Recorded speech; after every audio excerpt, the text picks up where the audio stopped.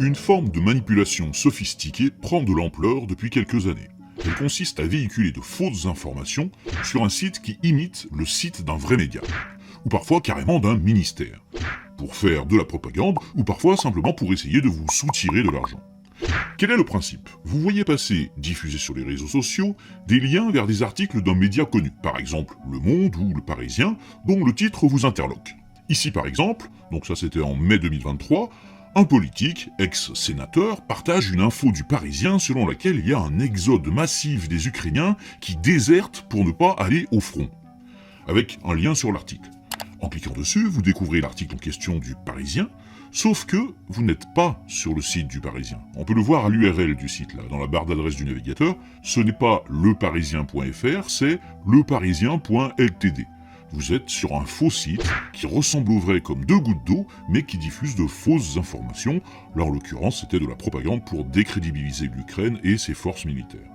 Donc déjà, le bon réflexe à avoir avant de cliquer sur un article en lien, c'est de vérifier que l'URL correspond bien à celle du média annoncé. Que vous soyez sur X, Twitter, ou sur Facebook, ou sur Threads, vous avez toujours l'URL, l'adresse du site qui est indiquée.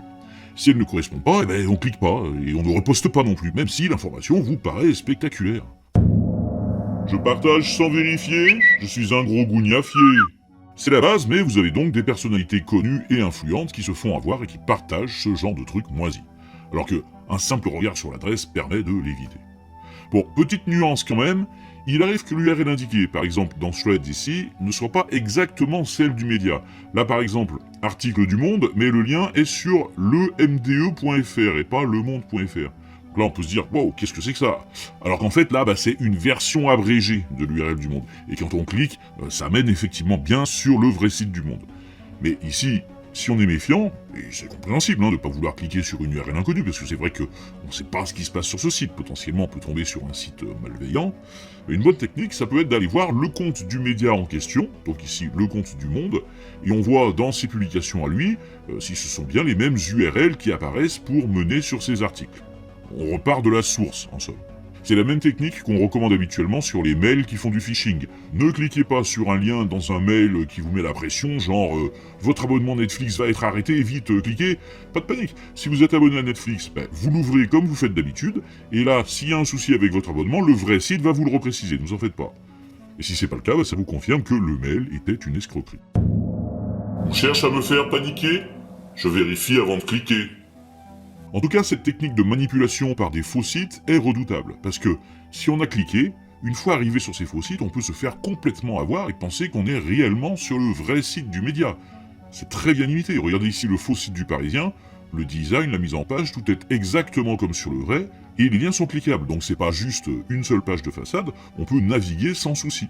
Si par exemple, ici je vais dans le menu que je clique sur International, et là, je suis renvoyé sur le vrai site du média. Regardez en haut. En fait, on est repassé sur leparisien.fr. Donc là, je retrouve bien les articles du jour. L'illusion est parfaite.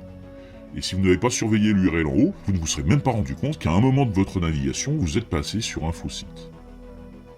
L'objectif initial de ce type de manipulation, c'était donc de diffuser de la propagande.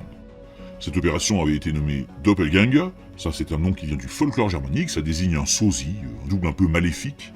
Ça avait commencé en 2022 pour diffuser à grande échelle de la désinformation russe, et tout ça a été attesté par Meta, c'est-à-dire Facebook, dans un rapport assez complet, publié en 2022, où ils expliquaient les médias ciblés par pays, et le nombre de comptes qui du coup avaient été supprimés. Mais ça s'est pas arrêté pour autant, il y a eu plusieurs vagues, avec à chaque fois de nouveaux comptes créés, de nouveaux sites pour cibler de nouveaux médias.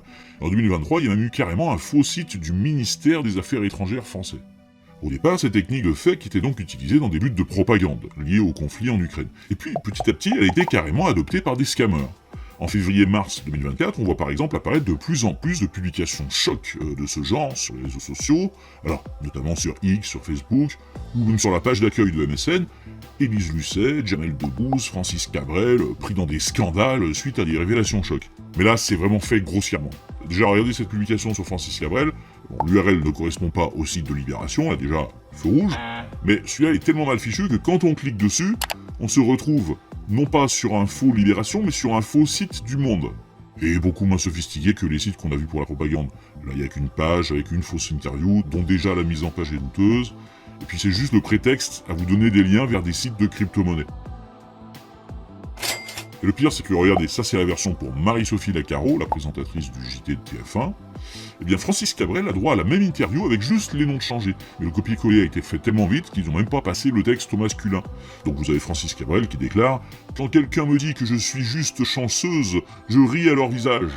Et après, il tente même de taper 250 € à Mouloud Achour pour lui montrer comment faire des millions sur la plateforme machin truc. C'est très crédible. Alors, ces publications, on peut les signaler aux plateformes, et là, tout dépend des politiques de modération de chaque réseau social. Par exemple, sur X, les signalements restent parfois sans effet. En fait, on en veut juste à votre argent, finalement. Allez, méfions-nous de ce sur quoi on veut nous faire cliquer, et que l'obscurantisme retourne à l'obscurité. Ciao. Je ne suis pas un bisounours, je croise les sources.